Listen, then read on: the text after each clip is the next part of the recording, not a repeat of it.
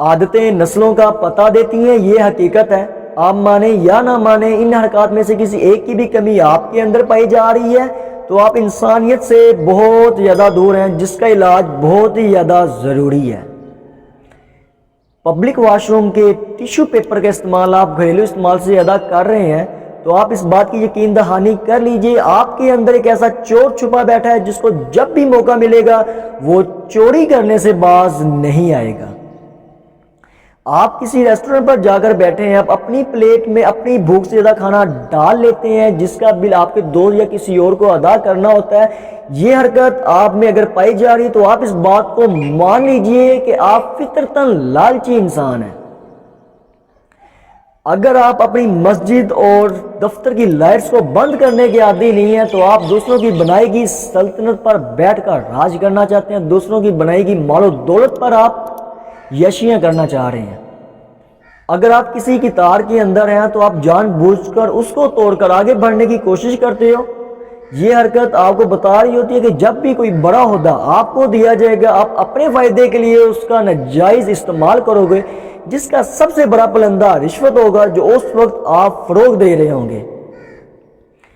اگر آپ کا زیادہ تر وقت کمپیوٹر اور موبائلز پر گیم کھیلنے میں گزرتا ہے تو آپ کاہل اور سست انسان ہیں جس کو کوئی پتہ نہیں کہ وقت کی قدر کیا ہے۔ اگر آپ اپنا زیادہ تر وقت کہانیاں، موویز اور فلمیں اور ڈرامے دیکھنے میں گزار رہے ہیں تو آپ خوابوں کی دنیا میں رہنے والے بے عمل اور نکمے انسان ہیں جو آنے والی قوم کا مستقبل تباہ کر رہے ہیں۔ اگر آپ کے گھر کا گندا پانی ہمسائے کی طرف جا رہا ہے اور آپ کے گھر کا کوڑا کرکٹ راہ گیر کو تنگ کر رہا ہے تو سمجھ جائیے کہ آپ معاشرتی آداب سے محروم ہیں اور انسانیت کے نقصان کے سب سے بڑے ذمہ دار آپ ہیں۔ اگر آپ لوگوں کی خامیوں کو تلاش کر رہے ہیں اور ان کی اچھائیوں کو نظر انداز کر رہے ہیں، یہ عادت آپ کو بتا دیتی ہے کہ آپ گرے ہوئے نیچ انسان ہیں۔ اگر آپ ایک طالب علم ہیں تو وقت آنے پر آپ امتحان کی تیاری کرتے ہیں تو آپ فطرتاً بد دیانت ہیں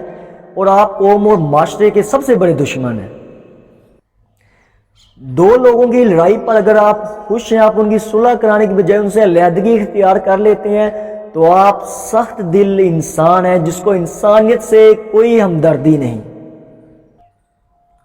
اگر آپ کی گاڑی کسی رش میں پھنس جاتی ہے تو آپ بلا وجہ جان بوجھ کر لوگوں کے آگے اور پیچھے اس کو درمیان میں لا کر گھسیٹ دیتے ہیں تو آپ سمجھ جائیے کہ آپ ہمیشہ امانت میں خیانت کریں گے۔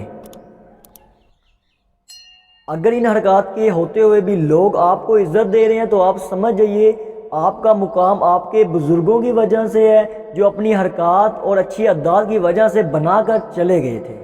اور آپ کی پہچان آپ سے نہیں، آپ کی پہچان آپ کے بزرگوں کی وجہ سے ہے۔